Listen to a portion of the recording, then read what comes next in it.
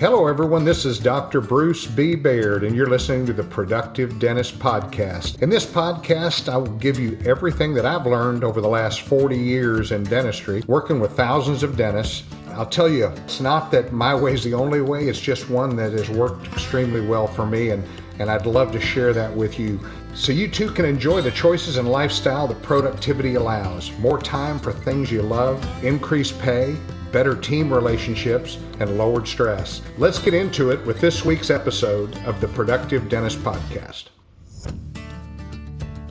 I mean, we're the top of the food chain when it comes to taking care of people. There are people that rather have a great smile than worry about their heart, worry about anything else. They just want to have that smile.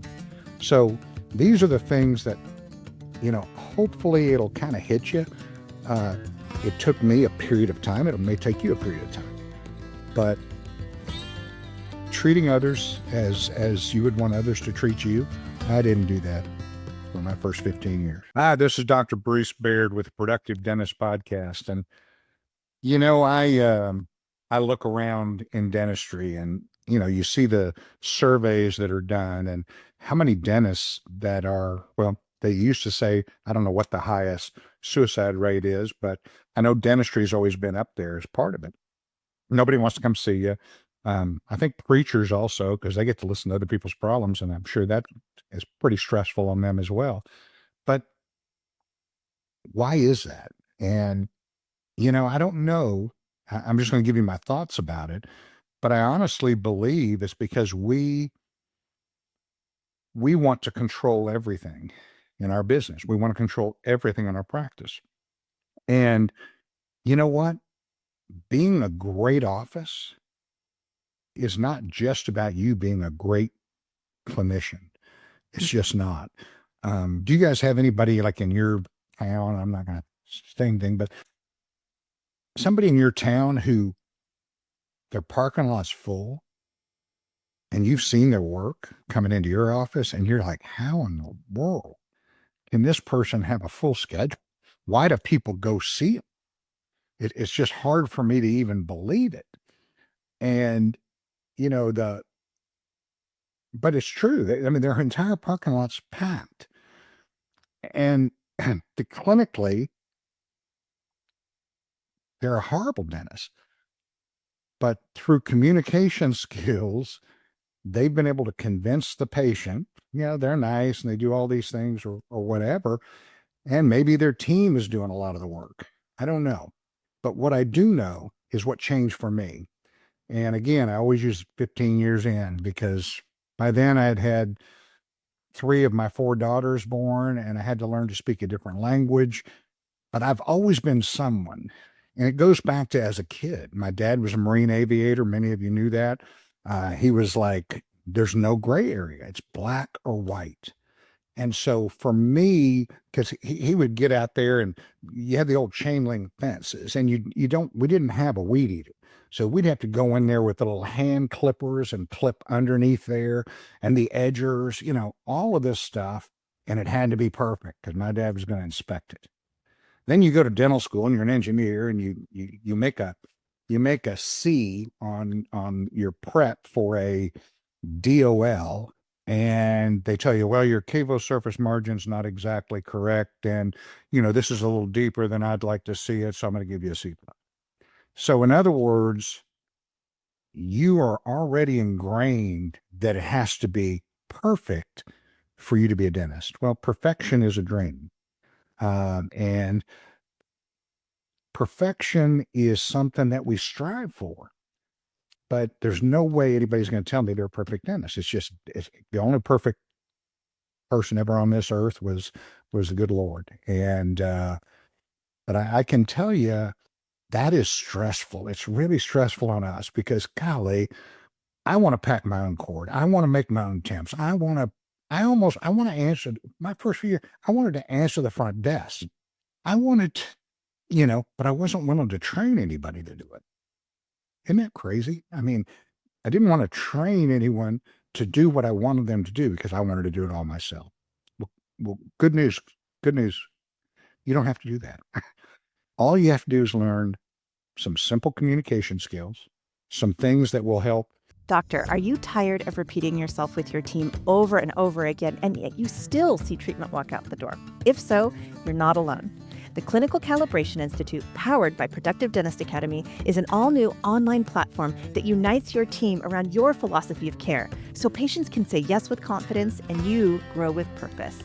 Including online curriculum with world-class faculty, monthly live mastermind sessions for each department within your practice, and an online private community, this is your home to grow. Head over to clinicalcalibration.com today to join every member of your team for one very low monthly membership fee. That's clinicalcalibration.com. Yeah, that will help you. But more importantly than that, really all you have to do is care about the other people in your practice. When you're in debt and when you're stressed, and I've seen it with my kids, I've seen it with my friends, I've seen it with people. When they get stressed, everything's about them. When I got stressed, everything was about me. You don't understand this. Oh my gosh. If you ever had a situation like I did, you would have, you would have reacted the exact same way. Well, not true. What I found to be true was if I know about my team, because first 15 years, I knew who they were, but I didn't know anything about them. I didn't know about their kids. I didn't know about their families. Yeah, I might have met their husband at a Christmas party or whatever, but it just wasn't that big a deal, right? Until all of a sudden I realized it is that big a deal. I needed to know about Summer and her two daughters, and I needed to know about her mom and her dad, and I needed to know about Gay's family, and I needed to know about, Shannon's family, and all of us, and my hygienists and their families. The more I got to understand their families, the more we became family. Does that make sense? It's like, because I was so busy and I was just so, adamant. It's black or white, because this is what I was taught. It's not that it's wrong. I like things black and white, but there's always a gray area. And if I've trained Summer how to do provisionals, and which, by the way, I'd let her do provisionals on me all day long.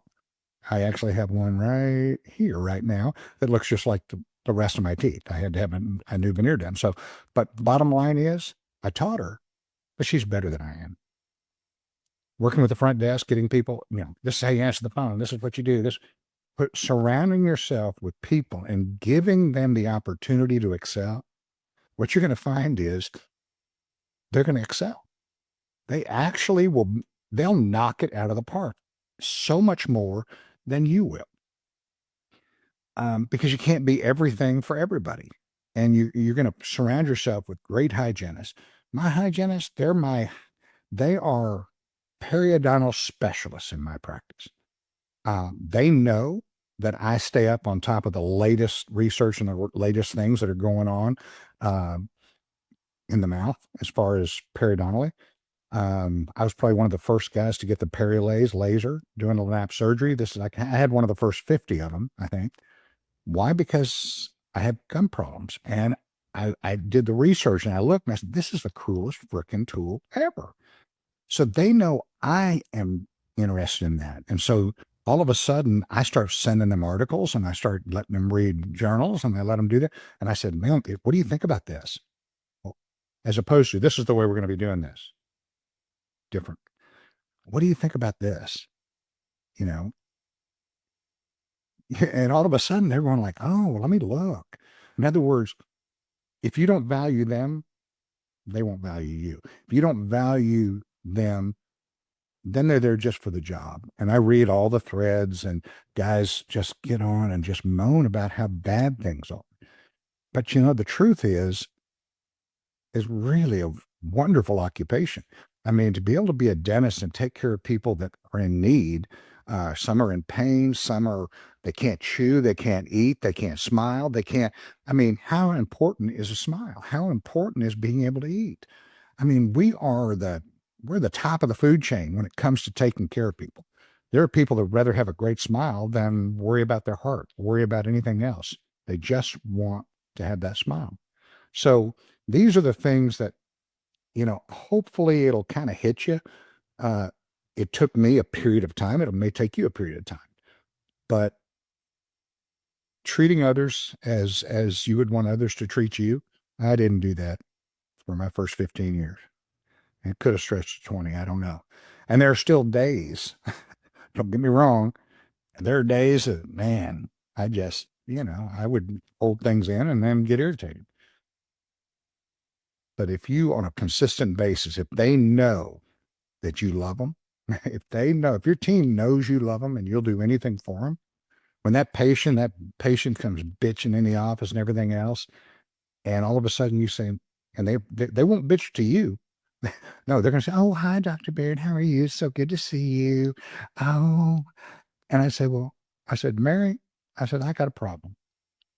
She'd go, "What? What? What is it?" And I would say, "Well, my girls are scared of you. My team is scared of you." "What?" "Yeah, they say you come in and you're irritated and you're irritable. You gripe about everything." I said, "Here, I know everybody has bad days and all that, but here's my deal. I just want you to know this is my family. This is my family." And they will apologize. "Oh, I am so sorry. I will never do that." And guess what? Things change. All of a sudden they come in, they're wonderful. They smile with your team. They do everything else. What does your team think? Your team says, "Wow, Doc stood up for us. He didn't blame us." Could have been something that they didn't check the crown coming in, but I'm not going to blame them. But the thing that changes everything is they know that you love them. They know that you're going to take care of them. And, sometimes that patient leaves and never comes back. It's not my problem. Some butt heads are just butt heads, like I've said in previous podcasts, but it's not my problem. Well, what I have to do day in and day out is work with my team. My team is actually, and I've talked about this for years, my team is actually more important than I am. I'm clinically going to do great work. I'm just going to keep it up. But it's hard to do great work when you're worried about everything else going on around you. You can't do it. I put the handpiece down 5 years ago and I miss it. I miss my team. I still go up there and just say hello to everybody. I get hugs now, and it's just fun. But I will tell you, just doing things for patients the way you would want it done for yourself, taking care of your team the way that if you were a team member, you would want to be taken care of. Are you going to have bad days? Sure. Everybody has a bad day. If somebody is, I would come in having a bad day and Summer would ask me a question because she felt totally comfortable talking to me. She didn't at first, but once I started changing the way I looked at her, she would go, "Hey, Dr. B, did you take your meds today?" What that meant was, "Am I being a butthead?" And they would say, "Well, I don't know. I don't know. You might be."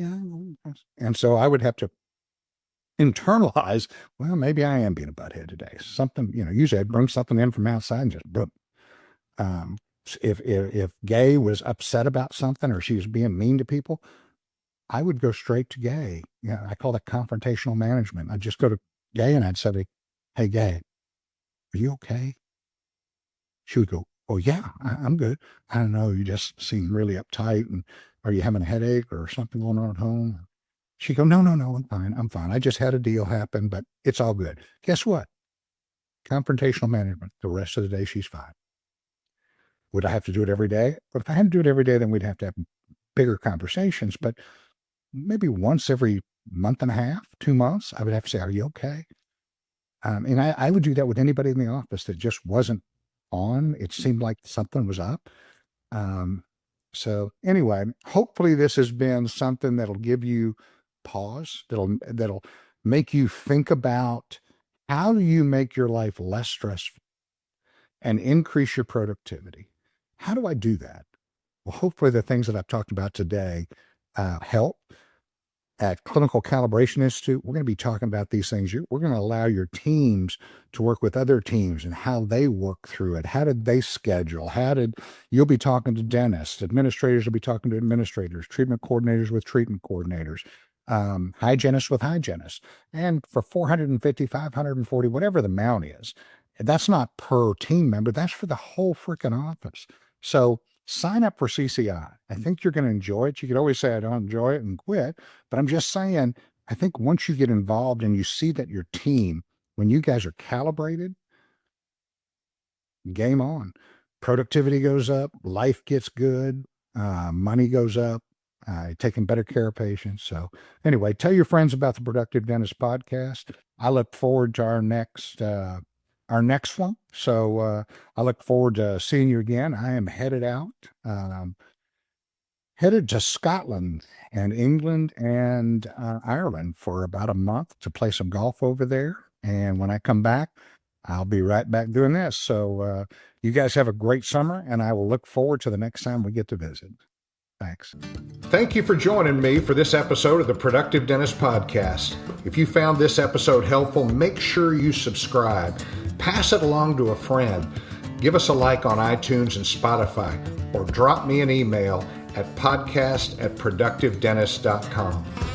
Don't forget to check out other podcasts from the Productive Dentist Academy at productivedentistpodcast.com. Join me again next week for another episode of the Productive Dentist Podcast.